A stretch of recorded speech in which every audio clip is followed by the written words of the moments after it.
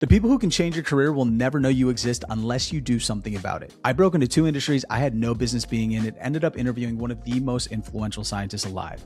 I used to think that these opportunities were only available to people with the right connections, the right credentials, the right schools, but the people with none of that, like myself when I first got started, they have to figure out how to create value from scratch. And that is what makes them dangerous. So if this sounds like you, this video is for you. The part nobody talks about. You hear the common saying that your network is your net worth. So naturally you think that, okay, I need to expand my network. I need to get in front of the right people. I need to get their attention. And this is where most people get stuck because they're focused on the wrong thing. They're trying to figure out how to be interesting, how to stand out, how to get noticed. And yeah, sometimes it works. You send enough cold DMs, somebody's going to respond. You attend enough events and then somebody's going to remember you. But there is a difference between getting somebody's attention and earning their respect. And what I've learned is that the fastest way to earn somebody's respect isn't by trying to get their attention. It's by giving them yours, being genuinely interested in what they do. And I'm not talking about surface level interested, not the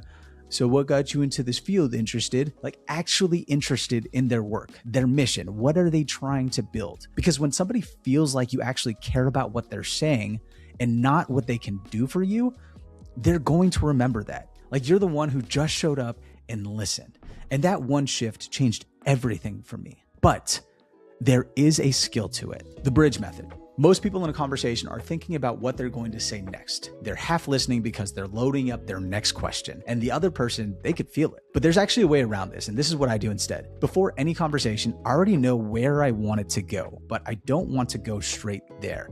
I start with where they are at. Whatever they just said, whatever they just presented, I meet them in their world first. And the way I think about this is like building a bridge. On one side is where they are, their world, their expertise, their mission. And on the other side is where you want the conversation to go. And so most people try to jump the gap right away and skip straight to the ask, the pitch, the favor. And then it falls flat because there's nothing connecting the two sides. But what I do is I build across one plank at a time.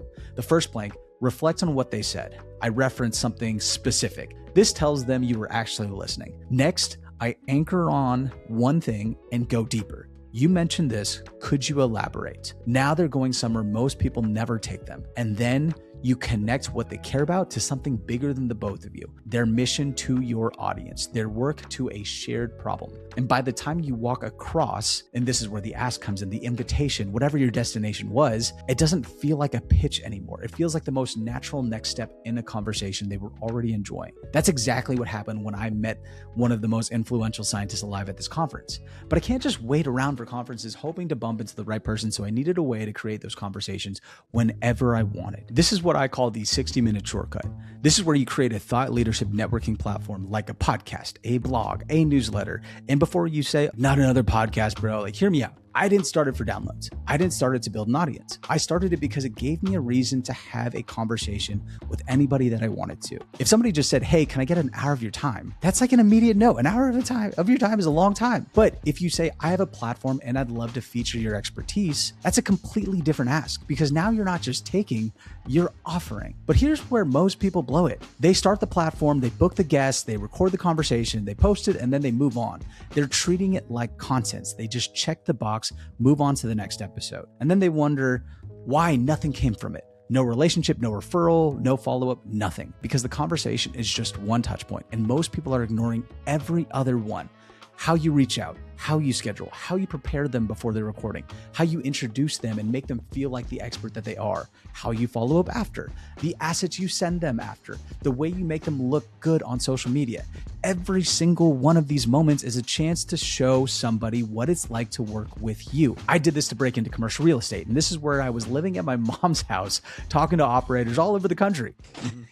This is a return. I'm filming a podcast right now. I'm so sorry, Mom. People who would have never taken a cold DM, but they said yes to a platform that I had.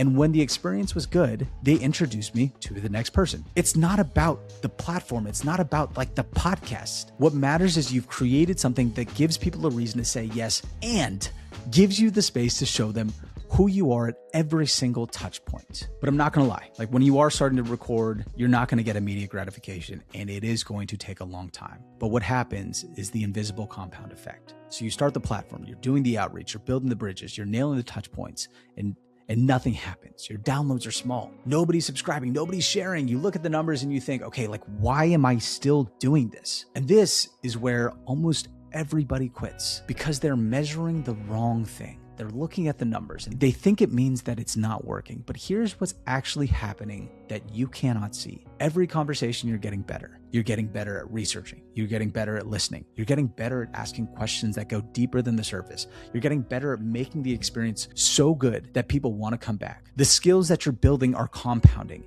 You just can't measure them on a dashboard. And I know this because I've lived it. My first podcast episode, I literally had to pause the recording because I ran out of questions. And I literally asked the guest, please help me out because I don't know what to ask here. And he helped me out. And the whole point is you just have to keep going because every conversation is going to get a little bit better. And eventually that same person who didn't know what to ask is going to end up sitting across from one of the most influential scientists alive. Same person, different amount of reps. If you want the full playbook, how I structured every part of this from the outreach to the guest experience to the follow-up system, I put together a free guide that breaks all of it down. It's part of my weekly newsletter called Building the Undeniable, where I help people who feel unqualified build the skills to become undeniable. Links in the description. If you don't have a way in, build your own door.